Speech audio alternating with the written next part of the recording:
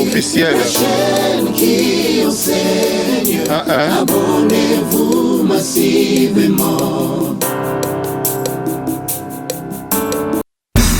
Très chers abonnés de notre chaîne Chemboyo Officiel TV, heureux de savoir, vous êtes nombreux à suivre cette belle émission Mozindo et c'est quand Pitoko Takana branche ici on dit tout haut, c'est que les gens disent tout bas.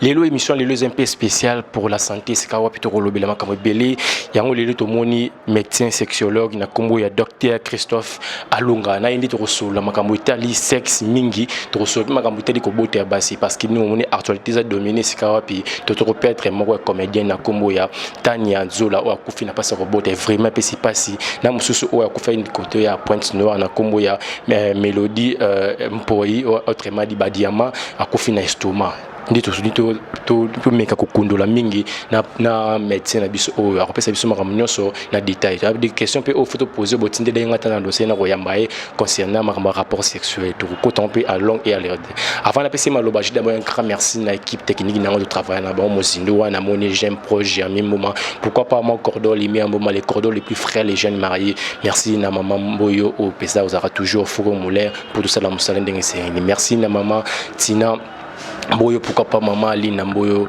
la nouvelle mariée. Vous êtes toujours branché dans l'émission. Wana mon États-Unis, m'talanda Arabiso de près et de loin. Marshall Souve Marshall, m'tambo ngaza moninga naote. Merci na Gilix les mères, Nakati ya Irlande. Merci na merveille Kapilou, nous aura toujours branché dans l'émission. Ndina Ibsa Gibino, il est avec moi, médecin Christophe Alunga, que je dis bonjour et bienvenue. Bonjour Ndeko. Bonjour, Landao. Petite présentation qui est d'abord médecin Christophe Alunga. Merci beaucoup Ndeko, journaliste. Docteur Christophe Alunga azali munganga. Munganga lokola baminganga nyoso oyo bazali na kati ya Congo, baminganga oyo ya solo basala classe ya solo ya médecine ou babengi ba médecin. À part kozala médecin, docteur Christophe Alunga azali spécialiste. Nakenda kosala spécialisation na ngai na sexologie. Sexologie ezali domaine etalaka makamba bosangisi nzoto na bankoko sonyoso ekoki kuyela ndeko mobali to ndeko mwasi na nzela ya bosangisi nzoto. Tokotanga notamment ba infection, tokotanga ba problème ba maladie ya prostate, tokotanga makamba kozanga bopikidiki to kobwaka noki babengi éjaculation précoce, makambo etali ba hémorroïde, makambo etali kozanga mabota côté andeko mwasi to côté andeko mobali. Donc soki ndeko mobali azali na mesure ya kopesa mwasi zemite to ndeko mwasi azali na mesure ya kokanga zemite, wana nyonso nde tobengi yango sexologie, wana nde domaine ya docteur Christophe Alunga oyo naswanyaka lokola munganga. Voilà, mesdames et messieurs, moni riche vraiment domaine oyo vraiment de médecin na biso Christophe Alunga oyo vraiment asa spécialisé nango. Avant to kotana makambo to lobby a médecin na biso, to d'abord motivation. Eloni motivant vraiment okinde ko tangila makambo nyonso lobby a. Alors, d'abord, avant de commencer munganga sexologue, nous avons d'abord munganga généraliste. Nous avons ko yamba bandeko ebele lokola médecin généraliste. Et parmi les patients nanga, parmi eux, bandai ko présenter des problèmes sexuels, problème à kozanga bopikiliki, problème ya ko éjaculation précoce, problème ya kozanga posé à bosangisinzo nande ko mwasi to ndeko mobali, problème ya mabota, mataka ici na kati ya ba sperme na bango. Et tous ces gens-là venaient avec les problèmes ko exposer ngai. Et na monaki ke bandeko wana bazana souci ya ko soigner bazoto na bango balobi bango balingi ko kende pa mais bato bazalaka na balabala te to bambikudi te balingi bazala soigner avec la médecine moderne yango etinda kingai na kende ko yekola pona ko répondre na demande ya bandeko na ngana yango nazwa ki mokano ya okende poto na Université catholique de Louvain na Belgique na kende ko sala beti da sexologie tango na CDC. C'est vrai que kuna pe bazaye na posa nanga mais na lobaki na kende ko yekola pone kolo nanga na zongili pona ko sala kolo nanga yango moni lelo nazane sengo mingi ya ko répondre na ba demande ya ba patient nanga lelo kala nazalaki limité. Mais les lois sont limitées parce que nous avons tout ce qu'il faut, j'ai les bagages qu'il faut, j'ai les matériels qu'il faut, j'ai un laboratoire qu'il faut pour résoudre n'importe quel problème lié à la sexualité. Voilà, mesdames et messieurs, bien déjà voisin, parce qu'il y a l'eau à boire dans cette émission. On va dire tout haut, c'est que les gens disent tout bas. Mais docteur, va te côté dans un domaine vraiment spécialité. Mais d'abord, il faut être dans le solo parce qu'ils ont dérangé tout le monde. Aux qui docteur normal, avant comme spécialiste. Pour nini bo traiter batuté mbongo ya sima batu belé ba peut-être ba vie sima kambwana est-ce que ça ra demande ya hôpital to ndenge batangisela bino yango parce que to peut-être batu belé sur yango mbongo izana nté pour traiter mutu bo vandisi na boze na mbongo ya. Merci beaucoup Ndeko. En tout cas, c'est un débat qui bat les records mikolo na ba réseaux sociaux na opinion publique concernant ba décès au ekomaka na hôpital parce qu'il y a eu retard de traitement, retard et prise en charge. Tout le monde a simbité parce qu'il y a la possibilité de simbater. C'est vrai qu'il y a des moyens à sala, mais salité. Mais pour la plupart, ils allaient manquer de moyens. Dans la médecine, les médecins ont l'obligation de moyens et non de résultats. C'est-à-dire quoi? Ceux qui au tindi militaire ndenge bande kozo bunda na este contre ba Rwandais héros ceux qui ozi ba militaire au tindi bango na front au pesi bango mandu kité ba ko bunda te. C'est la même chose ceux qui munganga azan hôpital qui azana moyen te ya ko soigner akosala autrement te akosala na moyen oyo azana ngo na kopesa yo ndakisa muke ndeko mwasi aye en urgence il faut pas opérer. Zemi, il faut ça la césarienne. Et césarienne, wana, bako zoambelite, to gilette, pasoli. Il faut du matériel. Il faut ce qu'on appelle un kit opératoire. Il faut des médicaments pour l'anesthésie. Mais ce qui hôpital ok, bazana kit wana te, bazana minimum ya ko intervenir te, bako senga yo opé sambongo. Aucun de Kosomba nanu va intervenir. C'est comme ça que nous interpellons toujours l'autorité au Bazali pour gérer secteur à santé. Et ça secteur, il faut budget les hôpitaux doivent être équipés. L'État il fait des moyens à l'hôpital, trousse les secours de telle enseigne que ceux qui sont malades aillent, trousse wana basaleli yango à l'État. Mais ceux qui parce qu'il arrive des moments à l'hôpital, moi j'ai un centre médical, il y a des moments où besoin d'un bon gars sérénité, besoin d'un bon gars ampicilline této qui s'y a fièvre, této qui s'y a douleur.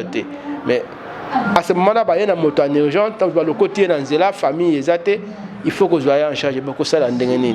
Il arrive des moments où même moi, quand j'étais stagiaire, j'ai vécu ça et aujourd'hui, tout en étant médecin spécialiste, j'ai continué à vivre ma kamba bongo que au tchelo boko na poche, moi 5000 nayo, moi 10000 nayo, il fallait somber la moi bana mapa au tchelo na poche, au sombeli malade tous.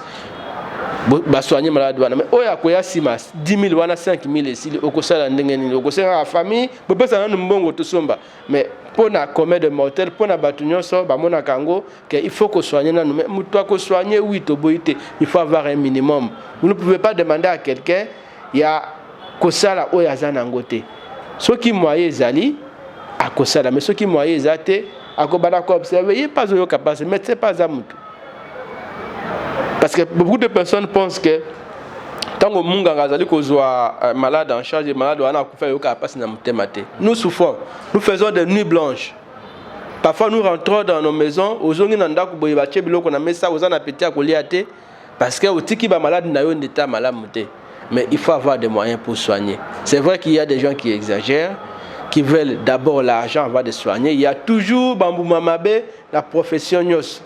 Mais il faut payer au lieu yako kondanaka mingi bandeko minganga to kondana pe ba autorité o bazwa kambonge belé ba investir na ba domaine moko boye et to habite que c'est important mais ils ayi na mutu ya mingi te pour na vie parce que pas pour ceux qui mutu akufi to kozongi ça paie mal sous-souté. Voilà réponse na repesa yo pour la question.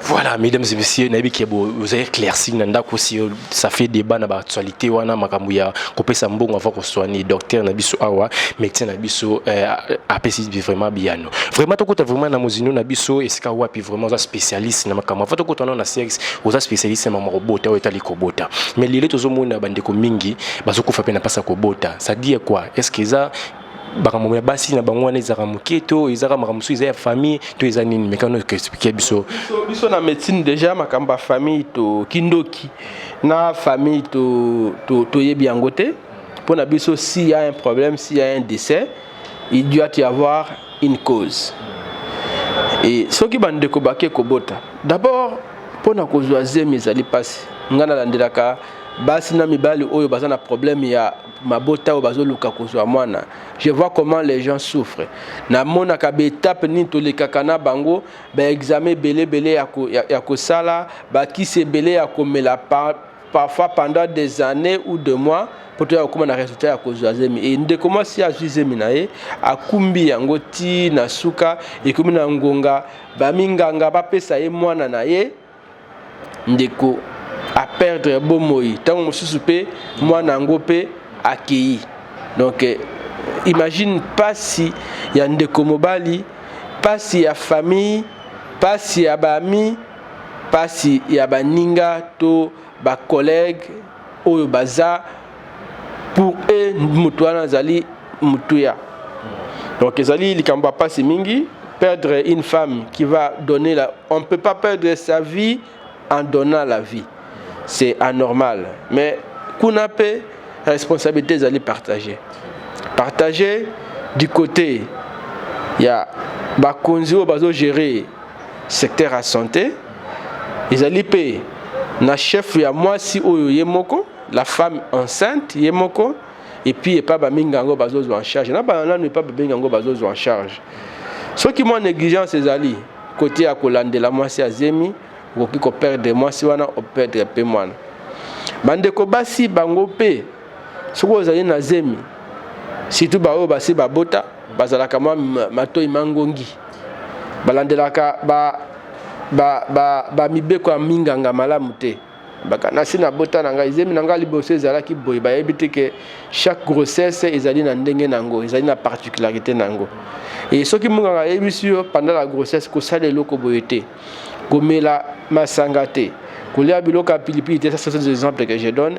Il faut respecter munganga pe si yo ba rendez-vous il faut les respecter parce que l'autre monde aka mama atie mutu makasi akokobota mwana bimi kizengi mwana kizengi wana akonyokola yo na yo mobimba parce qu'on néglige qui conseil moko ya médecin parce que rataki rendez-vous moko a sepen au kende parce que lobi ba rendez-vous ngo ka semaine na même aka 3000 fois chaque jour ake do tikela bango ka akomika atutunga mituna asimina libuma ache loko na bango wana et puis esili. Ça c'est pour les femmes qui ont déjà accouché par mona gango ils ont acte moko anodin. Ce sont des gestes simples et les médecins les font par habitude. On ne fait pas les choses par habitude en médecine, on les fait parce que chaque fois que le médecin touche, chaque fois que le médecin attire stéthoscope nae attire appareil nae pour atala akoki ko déceler moi eloko moko boye pour na ko prévenir eloko ekokoma pendant l'accouchement ou na ba mois oyo ezali koya avant maman abota. Mais ce qui négligence ezali, ce qui maman lobby ya yebi nyoso. Conséquence ezali, vous arrivez à l'hôpital tard, au saigner, makila ilingesi la yo koti na koma, wana ekomi ba sauver moi na to ba sauver maman, parfois c'est tard. Mais aussi les médecins oyo ayebi ke ayambi moi sur azali en terme, il faut une surveillance adéquate. Il faut que tu aies na mutu ya moi si nous azana zema azana passe à kobota une infirmière ou azali kolandela ye signe vitaux moko de telle enseigne que ce qui problème ezali bo de cela ngoto et vous arrêtez parce qu'il y a des femmes qui parce qu'il y a négligence azali ko saigner et ça l'hémorragie interne boye boya ko découvrir kaka à côté na coma et à ce moment-là ça sera peut-être difficile à récupérer boluka makila bokenuka na bandal bozonga na yolo et tout ce temps-là mutazo kende parfois ça devient irrécupérable et l'état comme je l'ai dit na mutuna liboso l'état est face à la responsabilité nae acha ne fisque un minimum il y a trousse d'urgence na hôpitaux nyoso ya minene ya l'état et même les privés parce que batu nyoso ça batu ya l'état et biso ba privé tozali ko soigner bato à l'état soki l'état asungi biso koloba ke ono yo za no peut-être na yo privé ngana chelo trousse oyo soki muto aya en urgence c'est là trousse nanga oyo po bato babika je crois que toko déplorer sous baka ya décès oyo to moni ezala kota Brazzaville pande ko na biso to awa na Kinshasa toko déplorer ngoli susute. Docteur, est-ce qu'il y a des conséquences qui moi ça na zema zola ta ba sentir poser meilleur munene ou soit dixième le bomwe bimate? Ils ont une conséquence parce que tant vous allez coller ta ceinture wana surtout ya kofina vous allez ko étouffer moi parce que l'enfant se développe il faut laisser libumu ekende na ndenge mwana azali ko tindika yango mais soko azali ko serrer trop libumu mwana ko respirer malamu te ezali na ba conséquences akozanga mupepe ukotela ye malamu te et mwana wana ko ikobotama soit kizengi soit mayele te soit voilà. Voilà, tu as vraiment na muzino susu. Docteur, le bac on est bandeli à qui zemi et kotara na pasi. Mais zemi kotara na pasi, il y a des problèmes nini comme rapenda que jeune couple mo babalani mais ba ko buta mwana te. Alors, ba cause ya kozanga mabota ya liboso parce que moi je suis sexologue na ko na cause sexologique. Ni na bengi cause sexologique ezali kozanga kosala rapport sexuel ya malunga. Qu'est-ce que moi j'appelle des rapports sexuels de qualité? C'est des rapports sexuels qui commencent na ebandeliti na suka. Pour la seule méthode naturelle ya kozwa zemezali kosangisa nzoto. Mais ceux qui bande ko basangisa nzoto les sous-souté. Papa comment na ye kobo fatigué. Bopikili kezate. Akoma na ye ko kima ki papa yebike kuna za makasité. Mais maman kozwa zemi ndenge nini. Je peux bande ko ba retenir que ndeko papa azali na possibilité ya kopesa moi 6e chaque jour du 1er au 30 ceux qui mai na ezali na ba makoki a kopesa moi 6e mais ndeko moi si azali na possibilité ya kozwa zemi seulement mbala moko na sanza ceux qui mbala mukolo wana leki parce qu'au ville et bimaka moko na sanza ceux qui mukolo wana leki et sili faut que zela sanza oyezoya mais ceux qui mukolo wana oyo mama azali prête pour na ko accueillir semence à papa pour une raison quelconque, il y a faiblesse sexuelle à papa, bah ça dit parce que papa est fatigué, pour papa au lieu boire kanakati, à ça l'éjaculation libanda, na maman a caresse papa mi boire keli ko za la pemo ko ba raison que seulement c'est quotité, maman a botité. Cause ya mi balé à zuzemité plutôt. Cause ya mi balé ils ali ba anomalie côté à mai ya papa. Ce qui mai ya papa, ils ali na matakate. Ils ont mataka ya malongate parce que ça ne peut pas d'avoir des mataka il faut mataka on est à l'anzuzu pour yeba ko yingela na kata zota mama yake ndeko sala fécondation na ovule mais ceux qui mataka na ye ils allaient fatigués ceux qui mataka ils allaient na ba malformation za mitu minene to mikila ils allaient mikila mtepe mataka etambola comme na ti ya okuta na ovule la mama ceux qui mataka wana ils allaient na infection na kati ke infection wana et bomi ba mataka nyo so mataka so ba komi ya kokufa moye papa ayeba kopesa moi 6e ekozala te mais ceux qui penzoto ya mama o babengi matrice to le benga ngo matrice ça s'appelle utérus mais pour battre pas comprendre to benga ngo matrice ceux qui matrice ya mama ezali na ba problème mama sala tellement ba avortement que matrice na ye ekangama o le na lidusu na katikati ekangama moye mataka papa e mata et que négocier la fécondation ezalité ceux qui ba mama abela ba infection urinaire na ba infection génitale ya makasi et kenda ko boucher ba trompe moye mama yeba ko zemi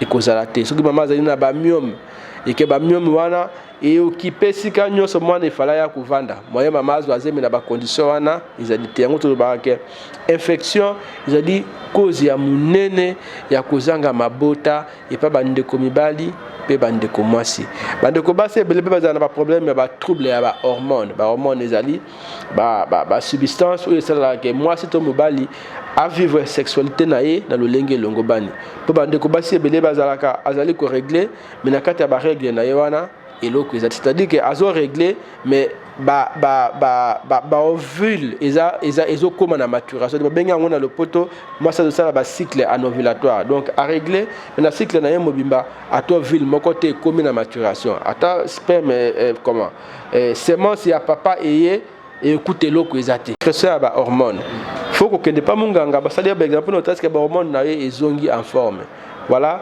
oyo sala ke ndeko mwasi to ndeko mobali ai akoka ndeko mwasi akoka kozwa zemite to ndeko mobali akoma incapable ya kopesa ndeko mwasi zemi. Tu es spécialiste na makambo wana. Exemple liboso vraiment oyo kangi biso ça liboso na mibale. Côté mataka blono expliquer est-ce que mutongo o tala biso peut-être ça pe na monde wana oyo lobia. Est-ce que ça trop tard to aroza la solution mo poison na mobali? Ça trop tard parce que ils ont musala tout ça là tous les médecins sexologues tous les jours tu ambaka ya bongo et c'est tous les jours que nous les soignons, c'est tous les jours que nous recevons de bonnes nouvelles. Oui, vous tarabisika na bisika pour le docteur moi sinanga zuzemi docteur namoni mama kangami parce que balandi traitement malamu ils ont trop tard question ya kozwa décision malamu ya koya koluka munganga. Chercher un médecin sexologue, peut-être que pas moi, n'importe quel munganga malamu. Mais bandeko bazane sika ya kokendete tozali wana pona koyamba bango comme médecin sexologue. Awa na ville à Kinshasa tozali na Matadi, tozali na Mwanda.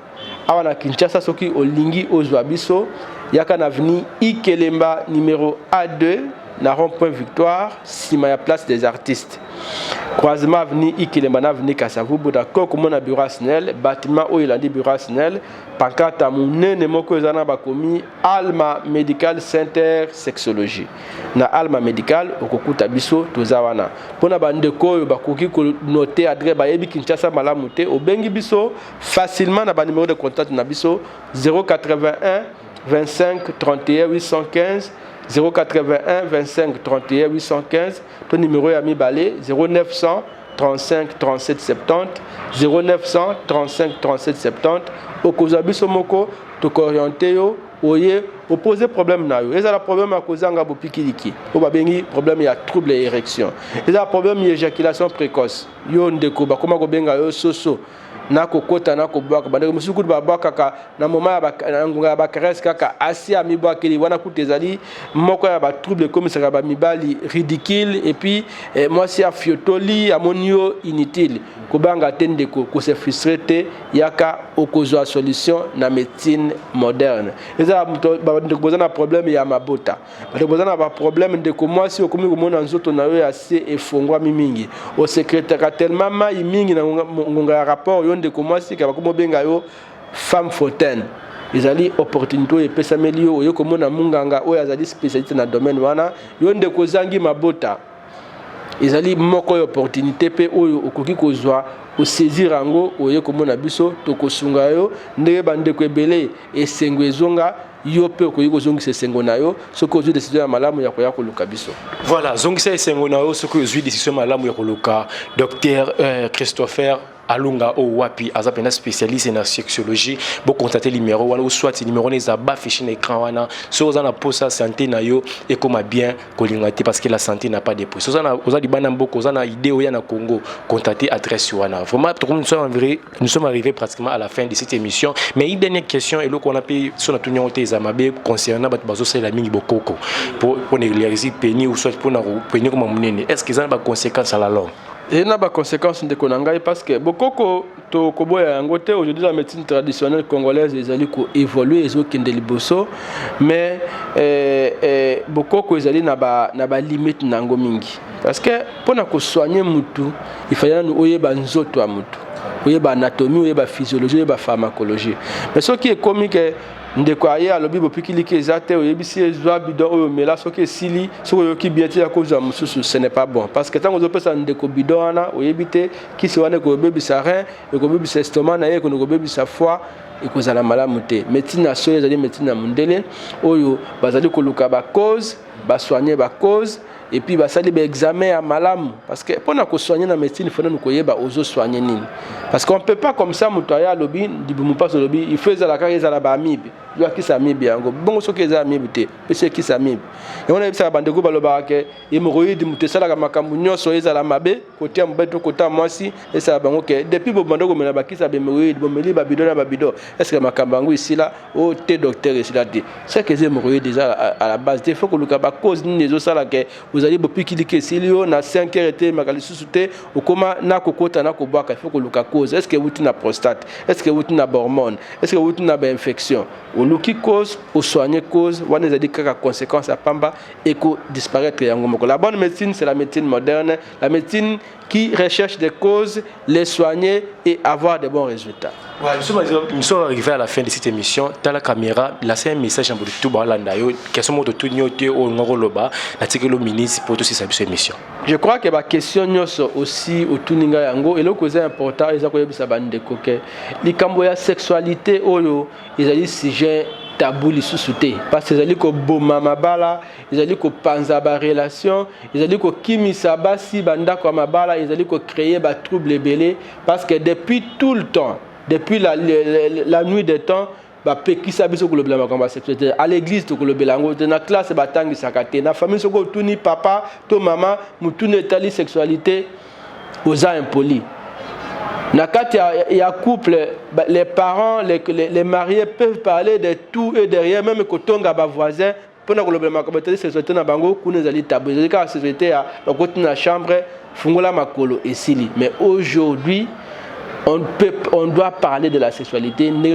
Nazana malaria, nazana typhoïde, yoka sonya na typhoïde, mais pendant que le bagano, kuna na sebo pikiki ezate to yoki la kango sonya, to yoki lango sonya souté, il faut que le belango. Il faut que le médecin sexologue bazali, le docteur Christophe Alunga atika Belgique, aya na Congo pona koya ko zu makambo Italie, makambo sexualité. Koyoka sonya tendeko ko tatabanate yaka okozwa solution na problème etali sexualité na yo soko zoyoka soni pona koya benganga na téléphone na numéro 081 25 31 815 081 25 31 815 to 0935 37 70 0935 37 70 na ko répondre maintenant na yo peut-être qu'on pourra prendre rendez-vous na yo na ndenge na ba herba to bazate pour reposer problème na yo parce que notre souci est que tout le monde puisse être épanoui sexuellement et une vie sexuelle épanouie. Des frustrations, kobanga banga yango tant mususu ba tebele ba kona ba problème parce que kobanga leki mingi aboyi ko aborder moi c'est parce que lobi le bon appelé sur nangé zami couser ce qui n'a écouté na moi si akosekanga et un jeune garçon qui passe toute sa vie comme ça ti a comme à 30 ans azoba la tembongo ezali mais problème na ezanini pour azobanga que dimension ya eloko na mobali ezamuke ba kosekanga pas moi na moi si. Or, aujourd'hui, il y a des solutions à tous ces problèmes. Si vous avez un problème à Bongo, koyoka sonité ndeko, tana sia écran na yo, numéro zo le kawana, benga na numéro wana, okosoana ngamako docteur Christophe Alunga opposer problème na yo, vous avez la solution. Voilà, merci docteur Christophe Alunga ndengo ndimito ya retourner mituna et pana yo, les plaisirs vraiment ils étaient partagés. Merci na équipe technique na ma haute zo qui vraiment formulé ya koluka docteur Christophe Alunga. Merci na c'est ma caméra, j'ai un projet Mboma. Merci na mon cordon lumière. Numéro ezana contacter docteur pour vous avoir la solution que cette émission soit avec vous. Bye. Officiel. La chaîne qui enseigne. Abonnez-vous massivement.